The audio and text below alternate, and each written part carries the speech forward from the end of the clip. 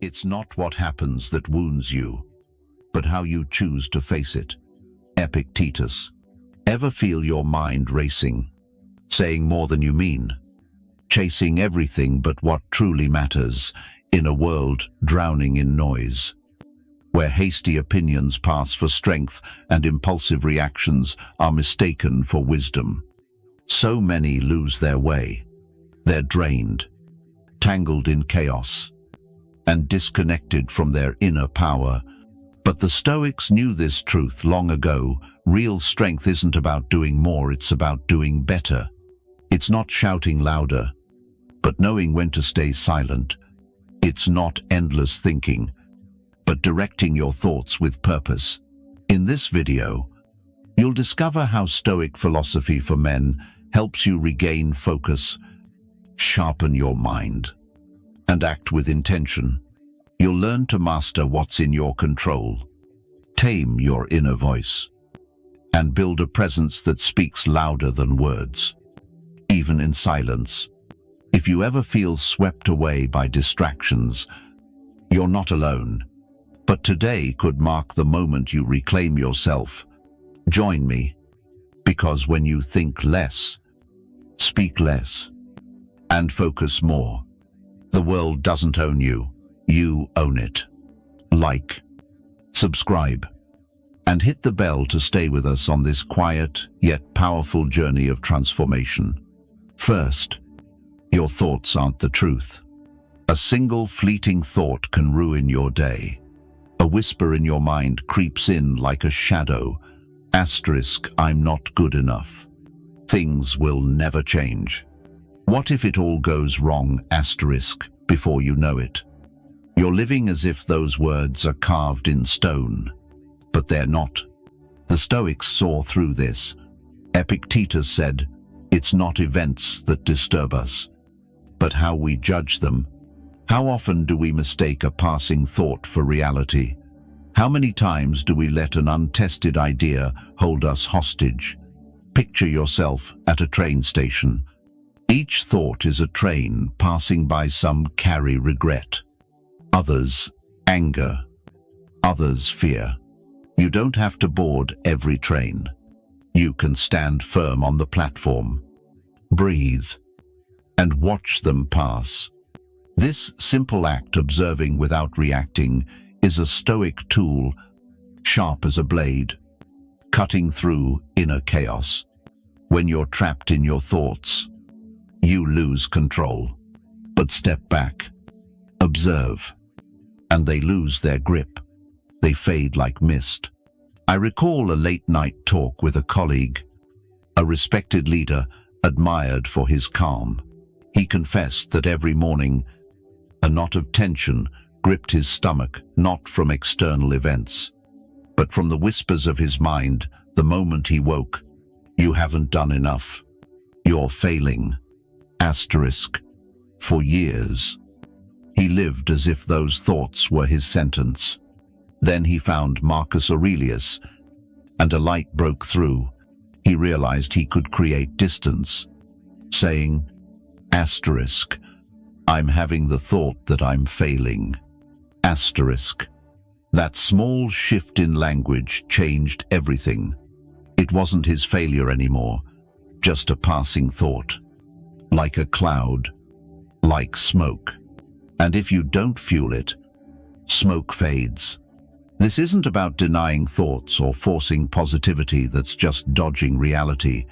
It's about recognizing your mind generates thoughts automatically. Not all are useful. Many are echoes of old experiences, inherited fears, or unfiltered reactions. You are not your thoughts. You are the space where they appear. You decide which to nurture and which to let go. Stoic practice begins with that awareness. You don't need a forest cabin or a long retreat. Just a few minutes daily to pause and observe. When a thought stings, don't rush to react. Don't push it away or cling to it. Just watch. Ask, is this true? Do I have proof? Does it make me stronger or weaker? Asterisk. If it doesn't serve you, Let it go, not with anger, but with calm. Like dropping a stone you no longer need to carry. Bit by bit, you carve out inner space. In that space, something no thought can mimic, emerges clarity, stillness, enduring strength. This isn't magic, it's discipline, returning to the present, to your foundation, to yourself. The Stoics didn't try to stop thoughts. They tamed them. They knew an untrained mind is like a wild horse. It drags you to places you don't want to go. But a disciplined mind becomes your ally, lighting the path ahead. Most importantly, it lets you walk that path freely. Next time a voice in your head says you can't, you're not enough, or it's too late, breathe deeply. Don't board that train. Stay with yourself. Because thoughts don't define you. How you handle them is your true strength. Quiet, inner, unshackable. Second, the power of saying less. The stronger the soul, the less it needs to justify itself. Marcus Aurelius. Some silences make others uneasy. Others command respect. In a world where quick words are mistaken for intelligence and noise drowns truth, choosing to speak less is rebellion. Not against others, but against your own ego, always craving the last word. It wants to argue, to be heard. But you're not here to prove anything. You're here to master yourself. There was a man in our meetings everyone steered clear of, not because he was unkind, but because he was different. He spoke only when necessary. He listened deeply. He observed keenly. When he did speak, each word felt carved in stone, not because he shouted, but because no syllable was wasted. He didn't argue or over-explain. He spoke only when it mattered, making him unforgettable. The Stoics saw this as a virtue. The wise don't speak out of habit. They choose their words. They don't dive into arguments, knowing some battles are won by not engaging. Marcus Aurelius wrote that the soul grows stronger by staying calm amid the world's noise. The challenge is standing firm when everything screams, provokes, and demands a response. Speaking less isn't about biting your tongue in fear. It's about choosing when to speak and when to stay silent.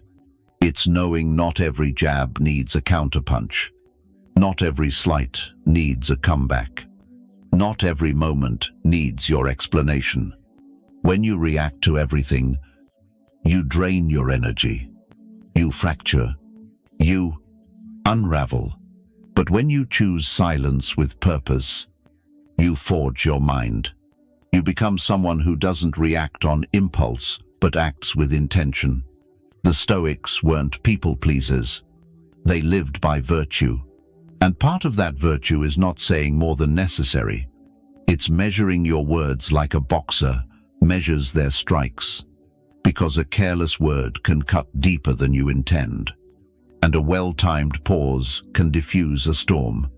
Think back to the last time you spoke impulsively. Maybe a jab, a defense, or an opinion you didn't need to share. Was it worth it, or did it leave you hollow, regretting the weight of your words? Silence never carries that regret. Silence buys you time. It brings insight.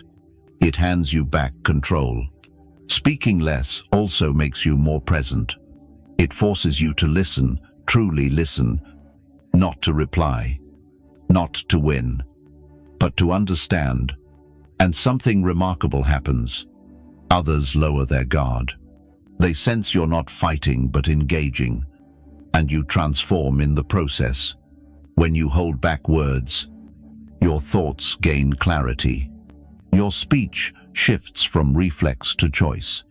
Epictetus taught that we should master emotions before words. True freedom is not needing to explain yourself. That freedom lives in your breath. Your gaze. The calm you hold when you choose silence over a sharp retort. Even when you could win with a cutting argument, speaking less isn't just style, it's philosophy. It's a reminder that control begins with your tongue. True respect isn't demanded, it's earned. In a noisy world, the man who masters silence becomes a presence that needs no introduction. So when you want to fire back, pause, breathe, ask if it's necessary, helpful, or true to who you want to be. If not, stay silent, because sometimes the greatest strength is saying nothing at all. In that silence, you grow stronger, clearer, truly yourself. Third, control what you can. There are moments when the world seems to turn against you. Everything breaks at once. Plan collapse. People let you down. Opportunities vanish. The past stings, and the future feels heavy. Amid that chaos, one question cuts through. What now? Most look for someone to blame. Others give up, but there's a rare kind who choose differently. They turn inward. They know the only power that can't be taken is the power to choose how to respond. You can't pick the hand life deals, but you can decide how to play it. Epictetus called this the divide between what you control and what you don't. It's a simple yet brutal principle. It places the weight of your mind on your shoulders. It's not what happens, but how you let it shape you. You can't stop others from disappointing you, but you can refuse to let disappointment consume you. You can't rewrite the past, but you can stop it from defining you. And when you stop wrestling with what can't be changed and seize what can, you reclaim power. Picture shipon av astsea.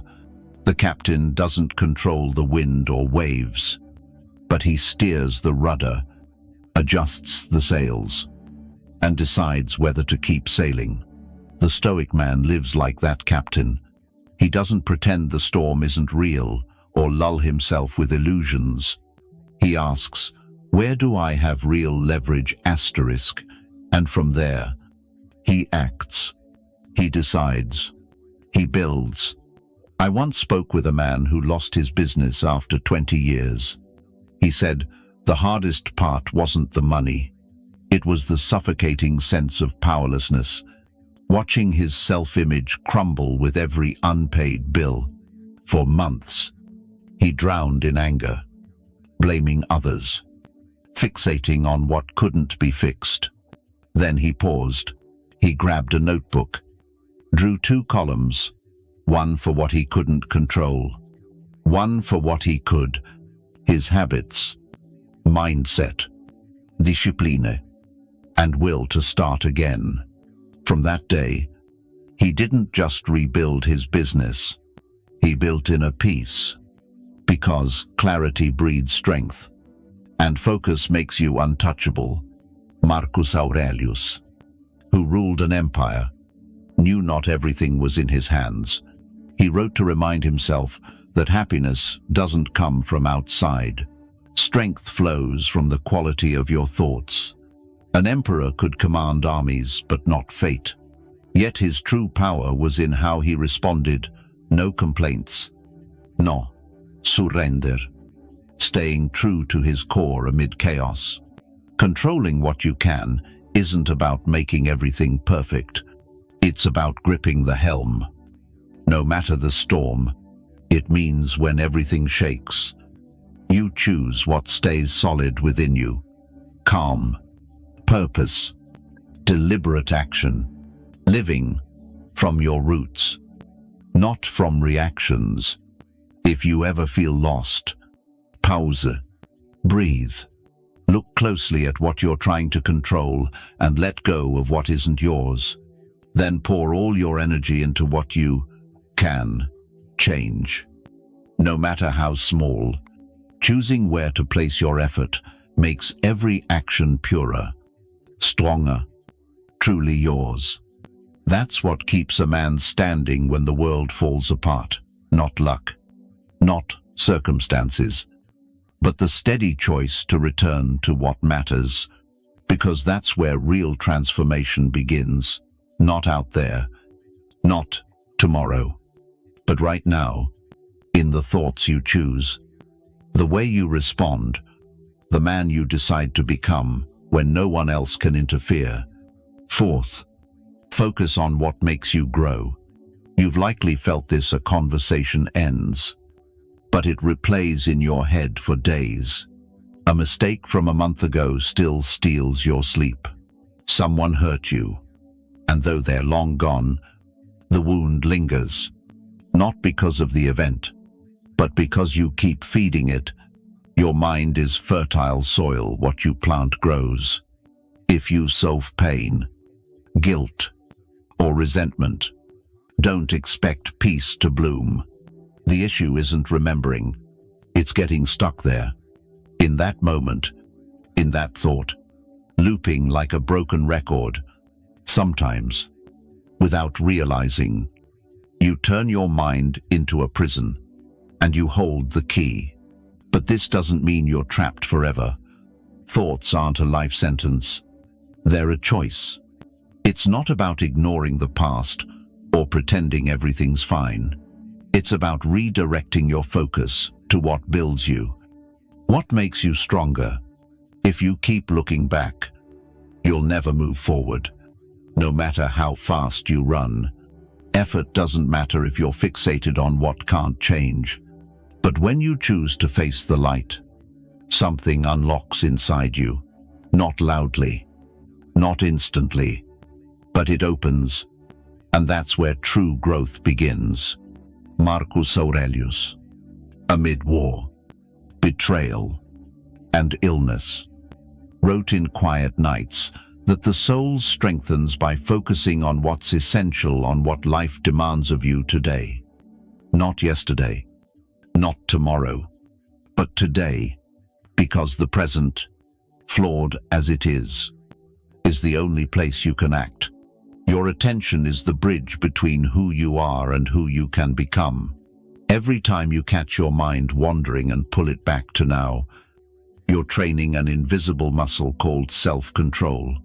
Think of any day in your life. Thousands of thoughts flicker through, some fleeting, some heavy, but only a few shape your actions. Only a few drain your energy. The secret isn't stopping them, it's refusing to feed them. To do that, you return to your breath, your body, to what truly matters. Someone commented under a Stoic video I watched, "Every time I try to move forward, my mind drags me back to old memories, to people who hurt me, and I lose hours like it's still happening." I get it. We've all been there, but the key isn't fleeing those thoughts. It's time to face them, acknowledge them, then decide today they won't take up more space in you, even for 1 hour. Channel your energy into what pushes you forward.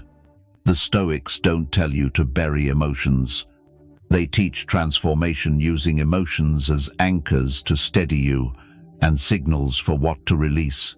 Change begins with a quiet choice where you place your focus. Each time you choose to focus on what adds value, reading, training, building, you're telling the world and yourself, I won't waste another day on what I can't change. Asterisk. You can't control every thought that sparks in your mind, but you can decide which ones to keep. And that decision, day by day, shapes your character, your path, your strength. A strength that doesn't shout but shows in your eyes, your actions, your quiet persistence, while others stay trapped in their own storms. Focus isn't a gift, it's a skill. Like any skill, it sharpens with practice. So when your mind pulls you to pain, the past, or chaos, don't fight it. Don't follow it. Breathe. Notice. and return, because where you place your attention, your life grows. Fifth, accept what is. If something outside you causes pain, it's not the thing itself, but how you view it. And you can change that view. Marcus Aurelius. Most men don't fall from burdens, they fall from fighting them. They want life to be different. They want others not to fail them. They want the past to stop hurting. They wish things went as planned. But reality doesn't bend. And the more they wrestle with it, the more exhausted and broken they become, because it's not the burden that crushes you, it's how you carry it. Accepting isn't surrendering or sitting still. It's stopping the fight against what's already happened. It's facing loss, mistakes, betrayal, and choosing not to let them define you. You won't build yourself on what went wrong. Clinging to how things should be chains you to illusion. But acceptance lets you breathe. From that new calm, you can choose a new path. Someone emailed me recently. He'd spent years chasing his father's approval, striving to be the perfect son, the successful professional, the tough man, but it was never enough. Then his father passed away. The loss was brutal, but heavier were the unresolved years trying to be seen, valued, accepted. Then he read Epictetus and saw the truth. Freedom starts when you stop begging for permission to be yourself. Living for others' approval is living in invisible chains. That day, he began speaking to himself with respect, not because his father gave it, but because he chose not to need it anymore. The Stoics teach we can't control how the world sees us, but we can control how we see ourselves. Everyone filters reality through their own wounds, beliefs, and fears. So if someone shuts you out, it doesn't mean you're worthless. It means they can't see your worth. But you can. You must, because if you don't, no one else will. Acceptance also means letting go of guilt, the inner voice replaying what you should have done, could have avoided, what you lost. The past can't be rewritten. It can only be understood and used as raw material to build. When you accept something is over, you can begin again. Not from nothing, but from experience. Resilience isn't just enduring, it's learning. It's growing through every stumble, not with anger, but with purpose. Not in haste, but with direction. Because every blow that doesn't break you reveals who you are. It shows what you can hold on to and what to leave behind. Yes, loneliness comes with it. When you stop living for approval, some will drift away. You no longer fit their mold. You're not easy to handle. But that's part of freedom.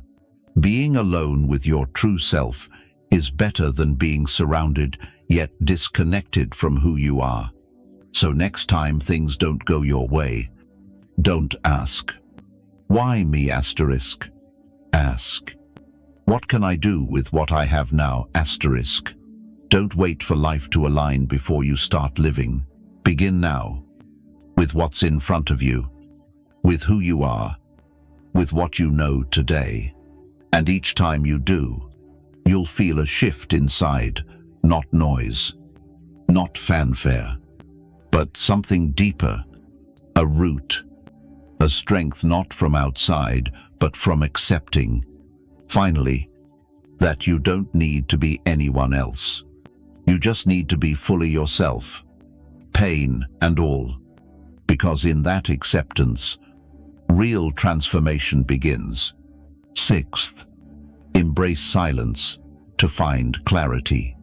There's a noise you can't hear, but it exhausts you not from the streets, your phone, or others, but from within. A mind overloaded, chasing everything, trying to fix, solve, Respond. We're surrounded by stimuli, opinions, comparisons, demands. From waking up to collapsing in exhaustion, there's constant pressure to do more, know more, be more. And in that storm, you don't lose time, you lose direction. Without silence, everything blurs. When everything feels the same, nothing truly matters. But silence isn't emptiness. It's a refuge. The only place you can hear what you truly think, feel, and want. You might be on a path you didn't choose, chasing goals that aren't yours, running after wins that don't fulfill you because you never stop to ask if they're truly yours. Silence forces you to, not with pressure, but with clarity, because when the world quiets, what's left is you. A viewer shared that he used to pack his schedule tight. He couldn't stand 10 minutes of stillness. It made him feel worthless. But one day, in a moment of panic, he forced himself to sit quietly. No music, no phone, no one around. 5 minutes, just 5. And in those minutes, he wept not from sadness, but from truth. He realized how long he'd been running from himself, how much noise he'd used to drown out truths he needed to face. Now, each morning starts with silence, not because it's easy, but because it's vital. In that quiet, he found answers no book or advice could give. The Stoics didn't shy from silence, they embraced it. Marcus Aurelius wrote alone at night, not to boast, but to listen to himself, to order his mind before making decisions that shaped an empire. He knew a noisy mind isn't free, it's trapped in the clutter of the unimportant. Epictetus taught that the wise don't speak from habit, but only when necessary, and what's left unsaid often speaks louder than any words. Silence reveals clarity. It shows what deserves your time and what's mere distraction. It lets you see who you are when the world's gaze isn't on you, your habits, fears, deepest desire. But it takes courage, because silence confronts you with hard truths. It exposes what you've avoided.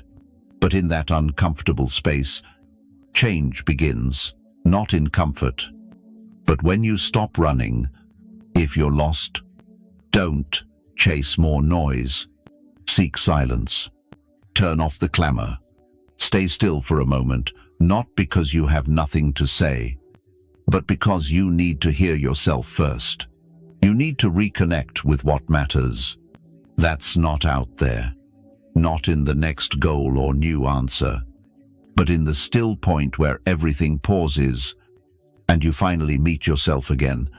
The world won't stop for you. News, demands, voices keep coming, but you can choose not to hear them all.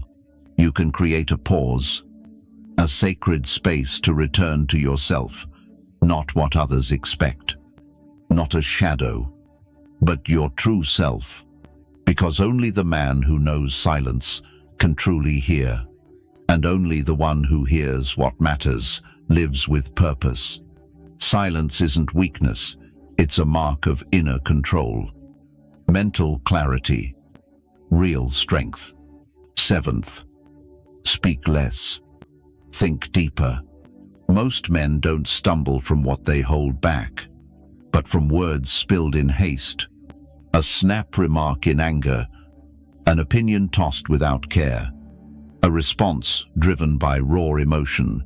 These spark harm, not just to others, but within you, pulling you further from your center. In a world where everyone fights to be heard, the man who knows when to stay silent stands out. Think of your mind as a blade.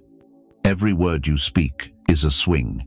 If you don't sharpen that blade, it cuts you deeper than anyone else. But if you learn when to strike, when to hold back, when to hone it in silence. You become unshakable. A man approached me after a family argument. He'd lost control over something small, but the anger had built for weeks from unspoken words he should have said, ignored emotions, judgments thrown like daggers. When it was over, he felt empty. Deep down, he knew those words weren't his truth, just echoes of inner chaos he hadn't faced. So he set a rule: pause before responding, even for 2 seconds. It felt trivial, but those seconds changed how he lived. They gave him space to choose, to think, to respond with calm. The Stoics harnessed the power of the pause. Epictetus said, "We're not swayed by events, but by how we interpret them. And that interpretation often forms before you speak." So, the man who masters the brief moment between trigger and response doesn't just win arguments, he shapes his character, his path, his energy. Intense moments. Silence can be your sharpest weapon, not because you're out of words, but because you know not every fight deserves your fire. In a heated discussion, a single pause can make your words carry more weight than any volume. Words spoken without haste, without fear, without needing to win land differently. Speaking with purpose is an art. Like all art, it demands practice, awareness, and the courage to resist the noise. Today, we're bombarded with urges to react, post, speak out, prove something. But restraint isn't suppression, it's choosing the source of your words, from ego or from your core, from pain or from wisdom, from a need to be heard or from the freedom of not needing approval. That's what separates the impulsive from the steady. You can't always control your emotions, but you can control how you express them. You can train yourself to observe thoughts without letting them speak for you. Pause. Breathe. Wait for the right moment before you speak. Because the man who controls his words doesn't just communicate better, he respects himself more. And the man who respects himself earns respect from others. Next time you want to fire back, pause not from weakness, but from strength, not from fear, but from focus. Speaking less isn't holding back. It's releasing what doesn't need to be said. In those moments, you wield a quiet power few truly master. Real strength isn't lifting heavier weights or shouting louder. It's forged in silence. In the moments you choose to think before reacting. In the days you focus on what you can control. Each time you speak with purpose or stay silent with wisdom, you embody 3 pillars that define a man: think less, speak less, focus more. This isn't a distant ideal. It's a daily habit, a way of living built through every choice, every mindful breath, every thought you observe, without letting it become your truth. When you see thoughts don't define you, silence is strength, and focus lights your path. Something shifts, not outside, but within. You no longer need to prove your worth to the world. You carry it inside. You remind yourself that peace, discipline, and clarity aren't for the lucky few. They're skills you forge, sharpen, and guard. So start today. Don't wait for the perfect moment. Use what you have. Breathe, pause, choose, and if you feel unsteady, revisit this video. Let these words be a spark. Your mind doesn't rule you unless you let it. Your voice doesn't lose value in silence. And focus is your greatest tool. If this resonates, share in the comments. Where do you need more stillness? What are you choosing to let go? Your story might light the way for someone else to find themselves.